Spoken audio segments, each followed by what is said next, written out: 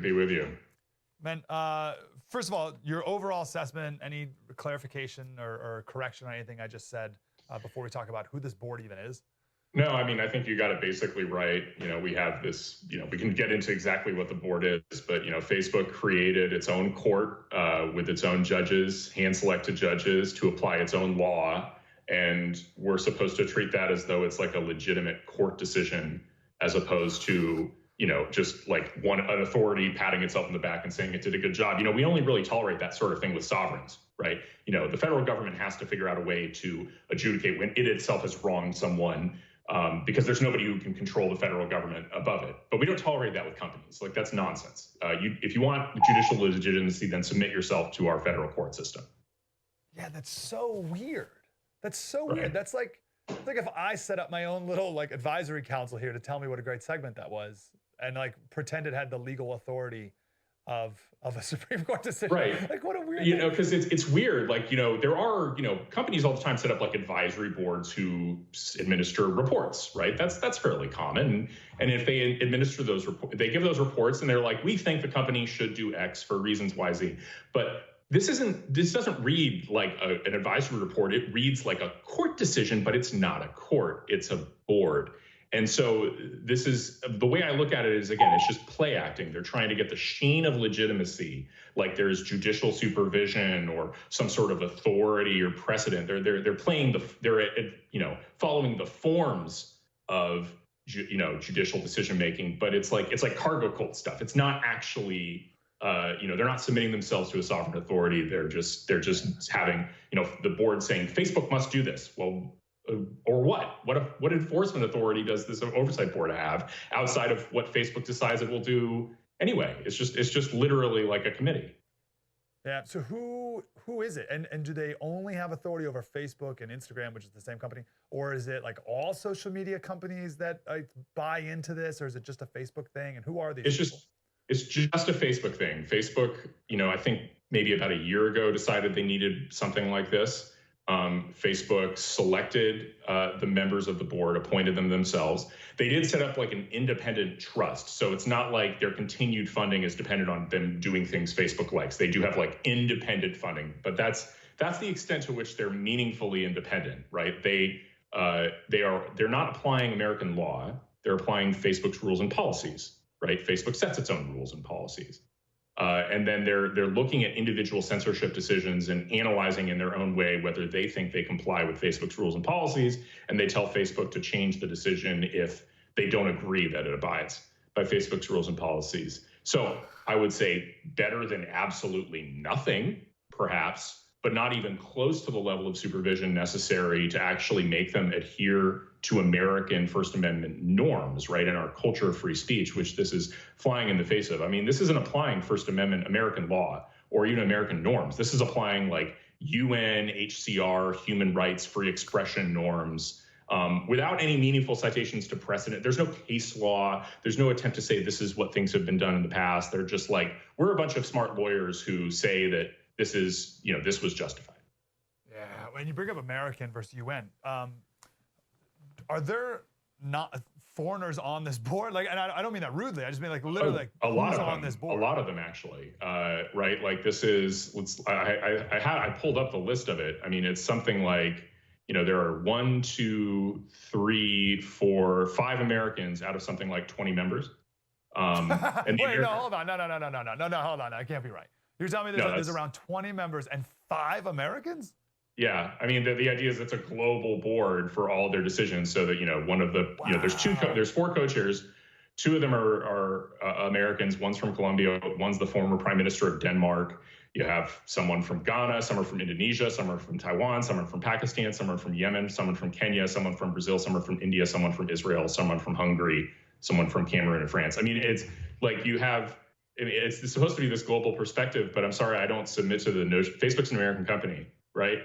That's another big problem here. Okay, you guys can apply whatever international norms you want in your little international tribunals, but I'm not going to call your censorship legitimate unless you're abiding by American free speech law as if you were a public institution and it's decided by an American court applying American law.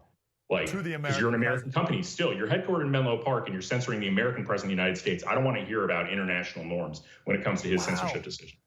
Will, I think that's the story here. That this is like the next step towards like the global citizen and global. Oh man, here I am. Will, I'm going to like world government stuff, right? But right, talk me off that ledge. But I'm. This is a big problem if we keep going down this road of, you're right, UN norms imposed on American society. We are very different and unique and for the better.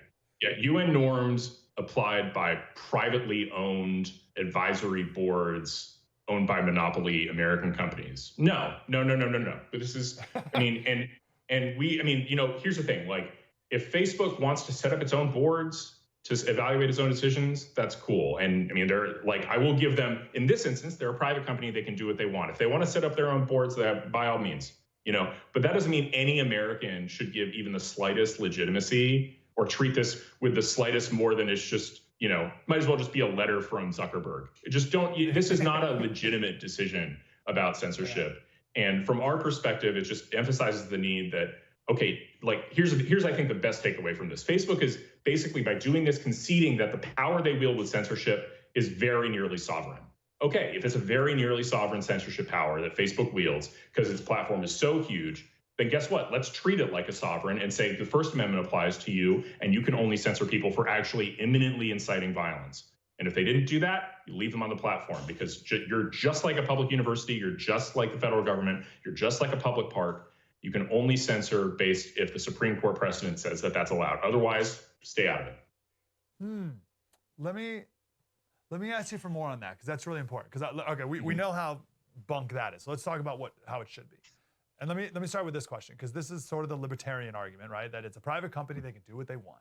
And it's no different than the bakery in Colorado where the gay couple wanted him to make the cake for their gay wedding and he said no, and conservatives came to his defense. He's a private company, he can do whatever he wants. Same thing with Facebook, they're a private company, they can do whatever they want. I'll give you one more example. We're right here on the First, right? We're this growing startup news company, and Bernie Sanders wants a show. And we say, no, Bernie, we're not going to have, oh, you're censoring me. And we say, oh, we're a private company, we can do what you want. How is Facebook different than the First or different than the bakery?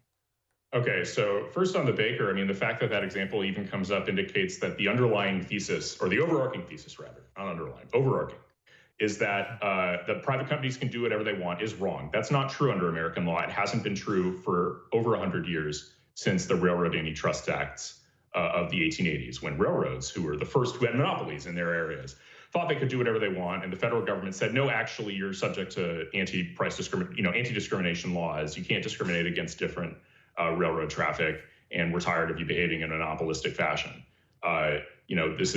Everything is subject. People forget that there's a commerce clause that says the federal government has the right to regulate interstate commerce, and that includes the behavior of private actors engaged in interstate commerce.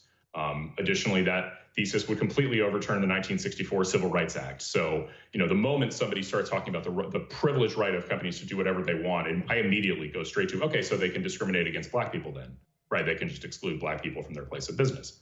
Because if you don't agree with that, then that might seem extreme or like, oh, that's too far. But the point being, like, well, you've conceded that clearly private companies cannot do whatever they want, that there are some restraints placed on them by the public. And now we're just debating about exactly where the line is for which restraints we should put on them. I think in general, we should be opposed to restraining private industry because government generally doesn't know best. But when it comes to things like, monopolies using their market power for political purposes to censor political speech, I mean, it gets to the core of having a meaningful First Amendment right to speak in public. That's clearly, I think, something that should be protected. I'll quickly get to the 2 points you made. One, how is this different than a baker? A baker is one dude in Colorado. Facebook's $1 trillion private company. I think it's acceptable to think that the regulations imposed on $1 trillion companies should be more onerous than those imposed on individual random bakers, both in terms of the ability of Facebook to deal with regulation like that, and also from the perspective of the harm to consumers is so much less from when there is a truly meaningfully competitive market. I don't think there's a monopoly over baking in random little towns in Colorado. I think people could find another place to get a cake. There isn't another Facebook, not meaningfully. And then finally, how is it different from the First? Well, Section 230 explained that one. You're a publisher. You own responsibility for what you say. You're liable in defamation if you say something false that damages someone. Facebook is a platform. It has complete immunity from what its users say. It's not speaking. And I think because, we recognize as a society that they're not the speaker, that their entire business model is predicated on just opening the platform and allowing people to speak freely, that part of that should include a responsibility to actually maintain it as a free speech platform in accordance with American First Amendment norms. And if you don't want to do that, then I think the trade-off between then giving you this liability protection really doesn't make any sense. Okay, so let's go back to what you said maybe 2 minutes ago, which was what it should be, or what they should be, what First Amendment norms they should be held to. Right. Well, I think that, the goal is, I think Facebook, you should have the same right to speak on Facebook that you do in a public park.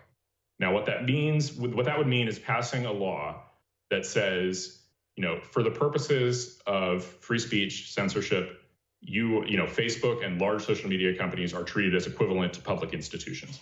So they're governed by the same rules that, if a public university wants to not prevent a speaker from showing up, they have to, abide by the First Amendment because they're a public institution. If a public park, or a city doesn't want to grant a permit to a march, they have to abide by First Amendment rules, and it's very, very challenging.